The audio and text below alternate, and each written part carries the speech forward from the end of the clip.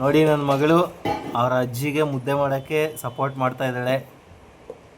ಮಾಡು ಚಿನ್ನು, ಅಜ್ಜಿಗೆ ಹೆಲ್ಪ್ ಮಾಡು ಮುದ್ದೆ ಮಾಡೋಕ್ಕೆ.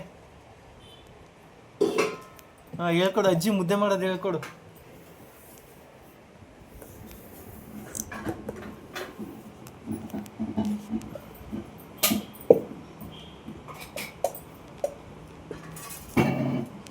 ಇಸ್ಕೊ, ನೀನು ಮಾಡೋದು ಮುದ್ದೆ,